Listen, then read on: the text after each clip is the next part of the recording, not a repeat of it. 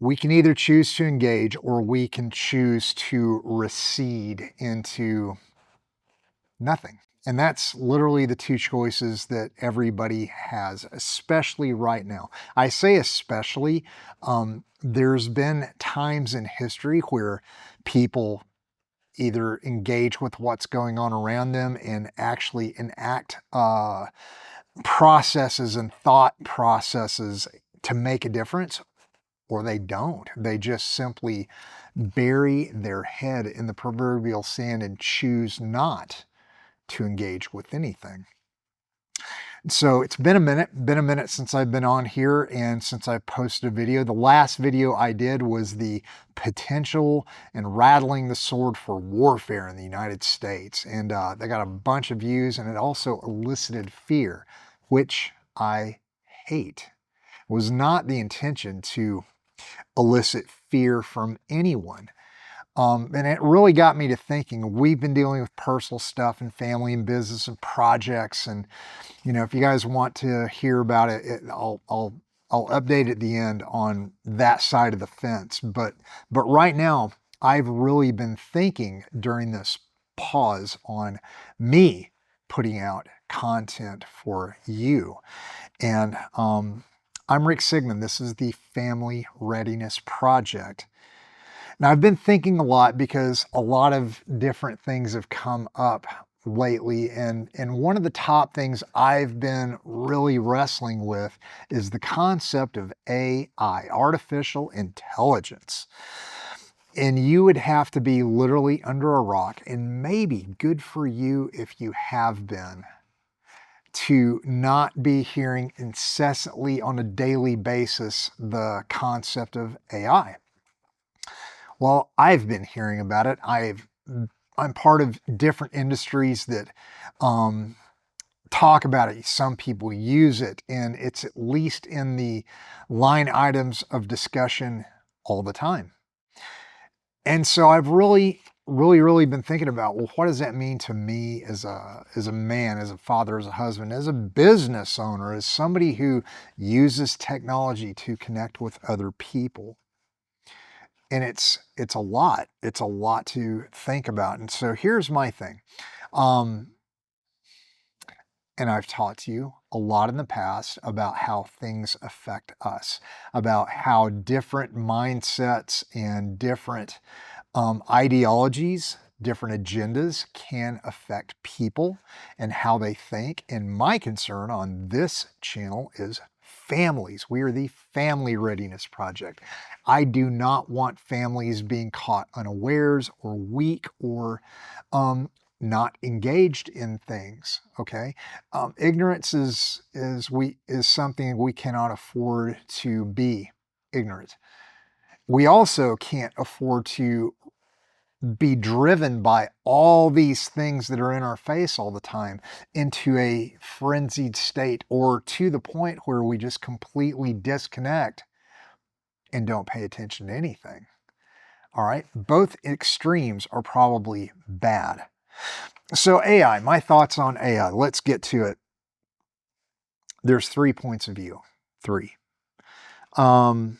There are people who absolutely embrace it, and these are tech people. These are the ones leading the charge on the intellectual and combined with technology thought world. Okay, they are all in. I've got friends in this field who are all in on AI, and you know, I get it. You know, AI can be useful. Have I used AI? Oh, I have. I actually have. I've used AI in the past, which got me thinking about it. They're all in, and they're like, listen, we're at the beginning stages, and they use the analogy, this is like the institution of the internet coming online for all of us. This is that crux time that we all have in history, where you are either going to embrace it and use it and be on the trajectory of artificial intelligence adoption, or you're stupid And I hate saying that, but that's actually what comes through. It's like if you don't fully embrace AI to everything that it encompasses, you are foolish and dumb and all the things, okay? Whether they mean to or not, this bleeds through on the writing, the screens, all of it. You know, you're either an adopter or you're not. The other side is fear. Fear to the point of total rejection, almost total rejection of all technology whatsoever. So that's interesting. I'm reading my kids The Lord of the Rings, The Fellowship of the Ring, and if you've not read it, repent. It's so much better than the Peter Jackson movies. And I like the movies, don't get me wrong. They have their place, but don't start there. And if you did start there, you're missing, well, at least half the story that Tolkien put to pen. Anyway, we're reading the first part of The Lord of the Rings. In the first quarter of the book, they have not even gotten out of the Shire, which is wild because the movie, they're gone, man. They're out. After the big party, the big hullabaloo for Bilbo, it's over. They're gone. Frodo grows up and he's out. And no, it just doesn't happen that way. Anyway, my 13-year-old son, who is a little bit of a tech nerd in a good way. And all my kids, you know, are, anyway, doesn't matter. My kids, after listening to this, is like, man, it would just be better if we were all hobbits. And I'm like, yes, it would. And I love that. I love the fact that they get what Tolkien is actually writing about, because Tolkien actually disliked technology. In his day, it was the automobile, and the goblins were the antithesis of goodness, truth, and beauty of humanity. And they were the ones who were delving into this noisy, smelly, smoky technology that was radically changing the world that Tolkien and C.S. Lewis lived in back then. So fast forward to today, I understand why Tolkien wrote the way he did. And in the same vein, I believe Tolkien in his essence was correct. The good, the true, and the beautiful is being steamrolled. It has been steamrolled by technology.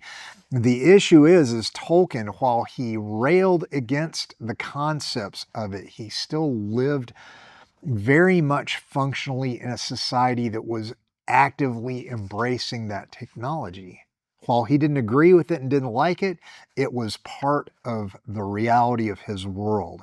He recognized it and he did what he could to stand against it. So here's where I'm going with this.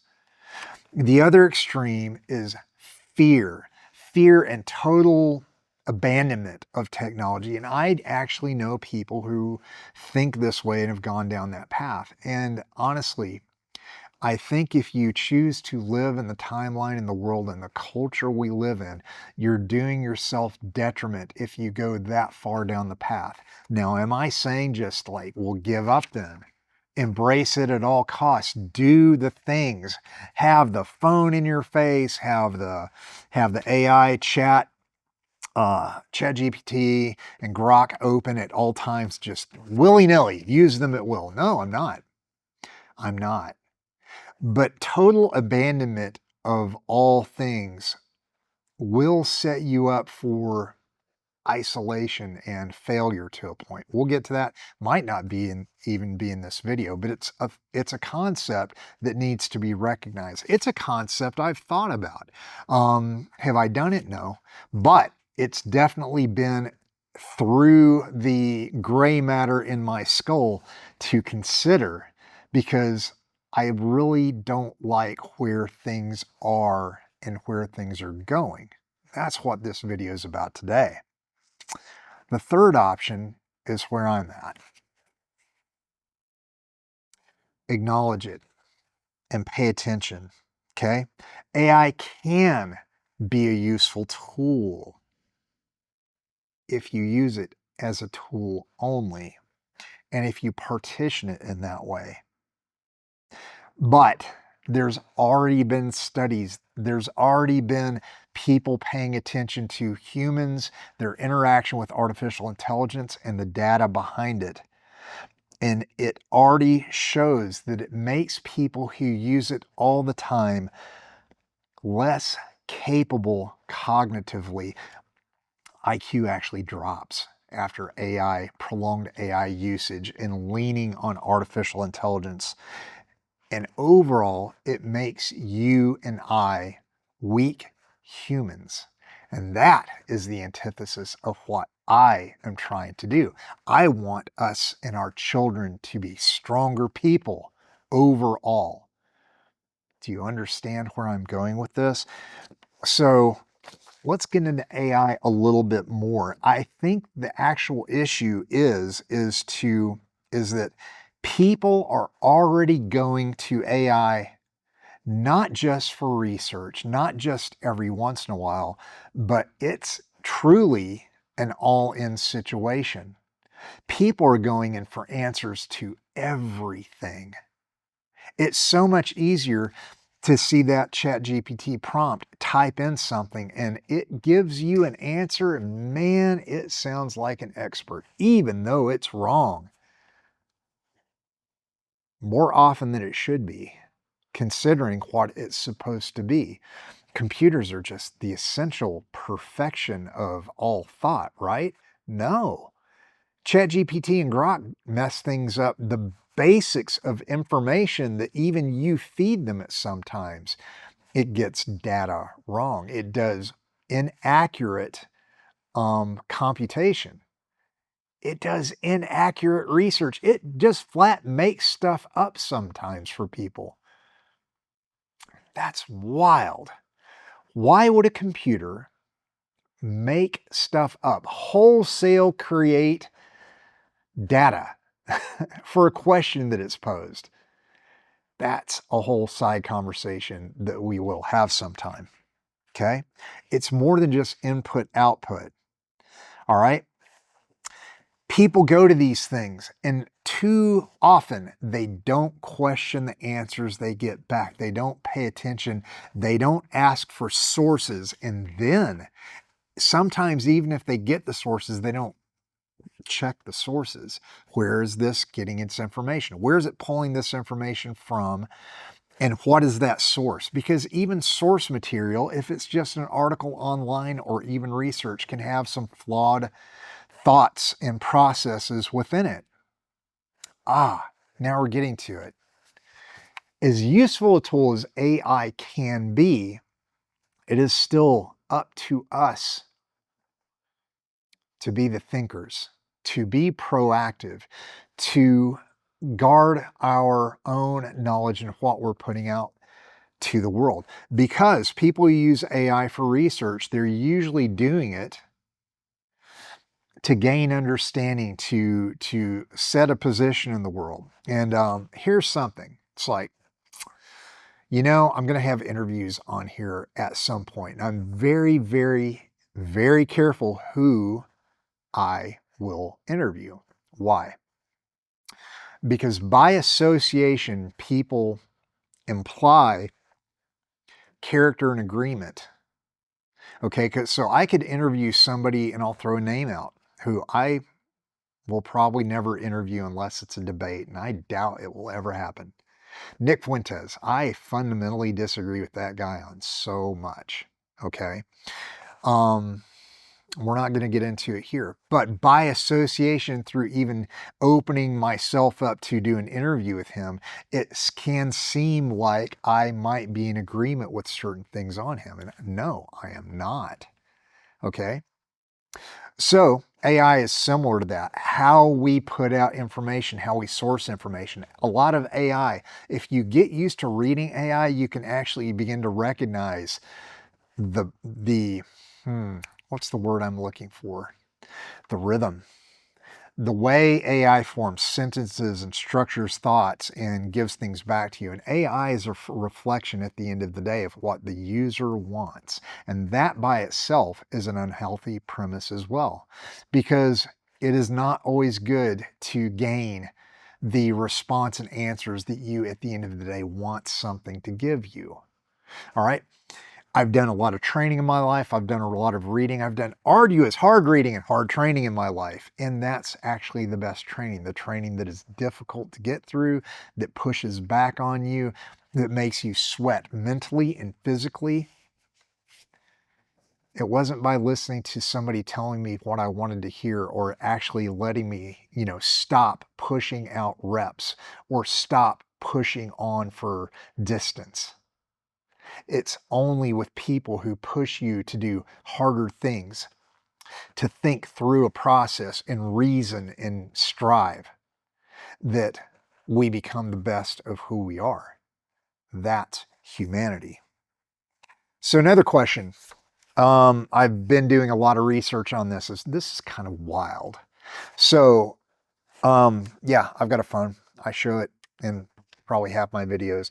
And yeah, I use my phone. I use my phone for life and business. And one of the things that's on the phone is Google Maps. And can you imagine going on a road trip and not using Google Maps, or even just simply trying to find a business or a park or a place that you're going to and not plugging it in? It's rare. I remember the day when you carried big, thick books and they had the city map on it. You flipped through it and you found your way in that. And that was actually probably better, long term, because you actually learned distances and routes and direction. There's a thought. But Google Maps, we all use it. I do. GPS, Global Positioning Satellites, where we get that name. How long has GPS been with us? Well, this is interesting.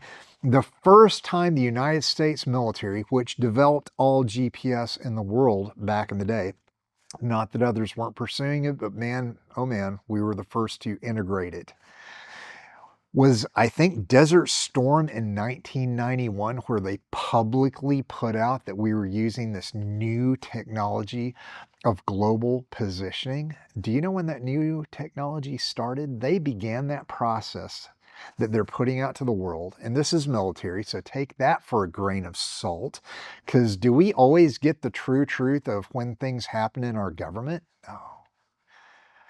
1973 is when our United States military started using and pursuing the concepts of GPS. And there have been many, many, many iterations since then. Wild. 1973. I was 2. Do math if you want. In 1973, when they started pursuing global positioning satellite technology. Think about that. So let's go to AI and talk about that.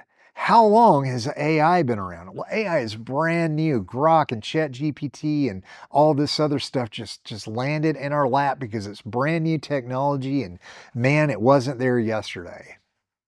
Is that what you think? Late 1950s and early 1960s is when our government really started getting traction with artificial intelligence. I was not born yet. Neither were the vast majority of you. Wild. And they began integrating it pretty swiftly into different programs, understood with different levels of authority given to it and results, but it has been in use for a very long time. In my experience with the things of government is that they use things at a very high level far before it is allowed into the public space for public consumption and knowledge, such as GPS. So tinfoil hat time. Think about that. And I'm not a huge tinfoil hat guy, or am I? And there are agendas with everything. There's authority with everything, and especially with AI, something that's like what's it named? Artificial intelligence. It has its own, by design, by the goal set at the very forefront, its own form of intelligence. And that intelligence has an effect on what it comes in contact with. That's you and I today. Okay? What's the answer? It's not fear, because here we are. It's part of our life right now. What should we do? What can we do? Well, here's what I am doing. Here's the choice I finally came down to. Because I really got to the point with what I was doing, even with this. Not really. I never intended to stop. But I was on hard pause and chewing through a lot of stuff because it's like, my God, what does it matter? I've come to the point with media where I question almost everything I'm seeing. And that's tough, being as I'm staring into my camera talking to you right now. Could I be manipulated at some point? My face, my image. I'm a nobody in the grand scheme of the world of online content. But there is a thought out there. It's like, man, they could literally take my image and make me say stuff that I absolutely don't believe in, don't do, don't agree with. How would you know? Because there's actual AI out there that is getting to the point where it is difficult to discern if it's AI or not.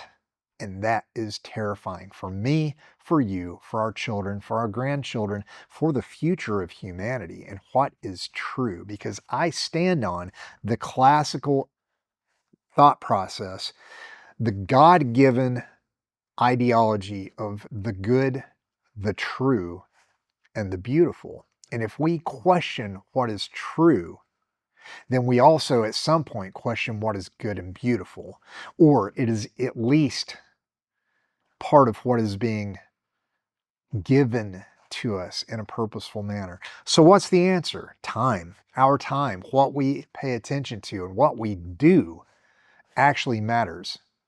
And that's what this video is about. What we do, what I do and what you do matters and counts. This is the Family Readiness Project. And man, are we a prepper channel? Yeah, we're actually, some people would probably say, yeah, you are. And I haven't really put prepper material out that much yet. I've mostly put out things about our children and the attack on our kids and what's in front of them. And yes, I am still going to do that. I'm going to finish up the digital discernment course. I did hard pause on that as well because of all the things that I'm talking to you about right now, because it's a wild world, and it can make you just want to like throw up your hands and be like, what can we do? Well, we can actually do a lot. That's the third thought process and ethos on how to deal with AI. Fully embrace it, raw, or you're stupid. Become a complete Luddite, back away from it and don't do anything. Ignore it and pretend like it doesn't exist. Ultimate ostrich with its head in the ground. Or there's you and I, what we can be. We can redeem our time. We can pay attention to what's going on, but we can stop focusing on the things that are put before us, because in my estimation, it is all an attempt to manipulate and control our thought process, what we think, what we believe, and what we do. Rick, you're crazy. That's wild. That's just fear-mongering. No, it's not. Because again, there's plenty of data out there, if you choose to research it, that they're not hiding the fact of what they're wanting and trying to do. Not one bit. So what we can do is recognize that. Like Tolkien recognized the automobile and the impact it was having on his society and the future. Was it doing anything great and good in his estimation? And we live with the automobile today. Heck, I'm a car guy. Tolkien probably wouldn't like that. And I love Tolkien. But they have absolutely impacted our world in a way that nobody could have ever seen. Okay? Was it all for good? Probably not. Probably not. And that's my point with AI. And AI is radically different than even just the internet, which we've had with since I was a kid. So let's redeem our time. Let's redeem our inputs and our thought process. Let's be a better steward of our lives in general. Honor the gift that God has made you with. If you're watching this, you're probably a parent. If you're not, welcome. Glad to have you here. This is a channel for families, for parents, for their kids, for those who are going to be moms and dads, and who are wrestling and dealing with things of faith and culture and society and these perceived threats that are facing us. And how do we deal with these things? You can pay attention. You can pay attention. Don't be immersed. Do not. But also don't ignore what's going on around you with your children, with your spouse, with yourself, with your friends, with those you go to church with those you go to dinner with those you go work out with, or everything else we do in life. Do not be silent and complicit and just sit back and be like, I'm not saying nothing. That's wrong as well. We need to use our voice. Get back to books, read. If you've not read Tolkien to your kids, read Tolkien to your kids. Read C.S. Lewis. Read them the Chronicles of Narnia. Start now. It's one of the greatest stories ever. Read the Bible. That's always good. But read books. Read the classics. I am a big classicist now. I am just barely beginning my own journey, and I've been at it for a while, starting and stopping.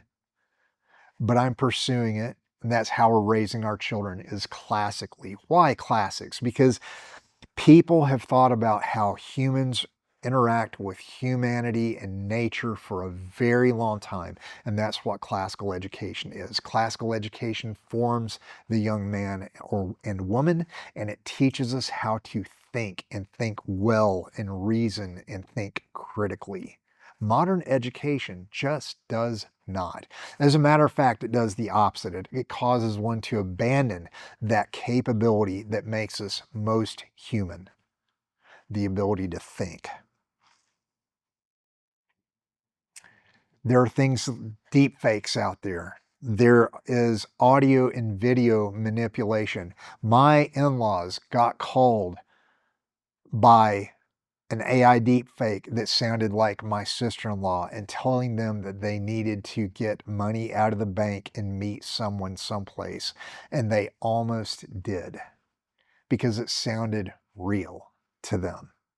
Thank goodness my sister-in-law pulled up in their driveway and it was all cleared up on the spot. But these things are happening more and more often. I've talked about family having code words, family having conversations with all of you. Have a code word in case you do get a phone call, in case you do get a situation. Think through these things. Play the if this thing game.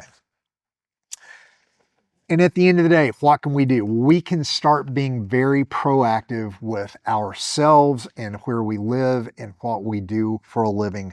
And yeah, priorities count.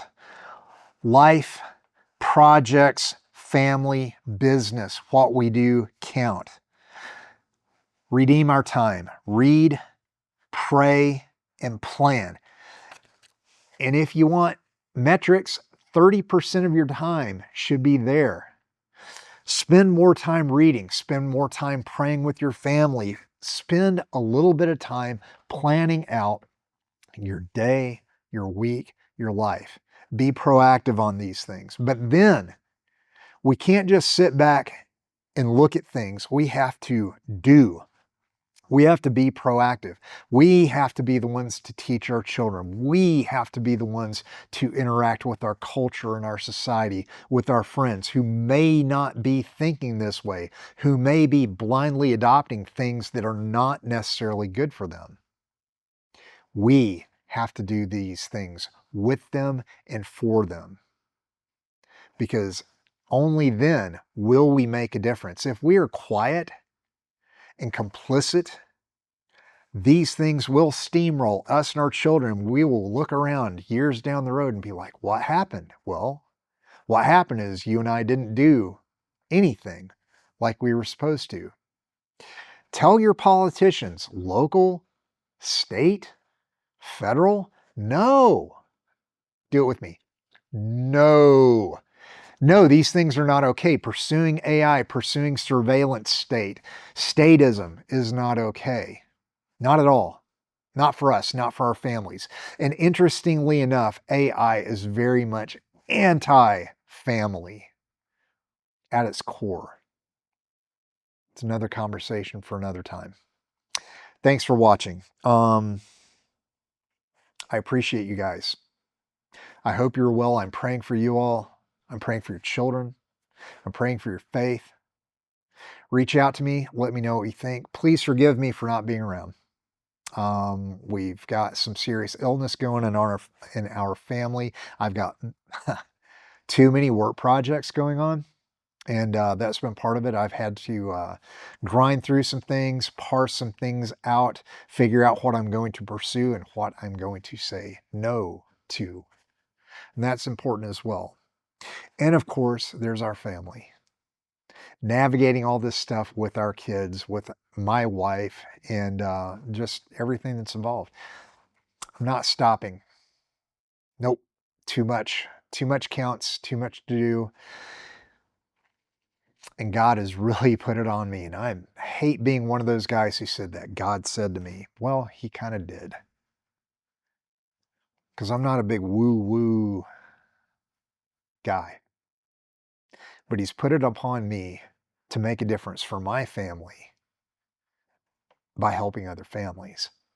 And that's what I'm here to do. So God bless you. I hope you're well. This is the Family Readiness Project. Email me, support@familyreadinessproject.com. Leave me a message if you're watching this on YouTube. And thank you very much from the bottom of my heart. Let's do this.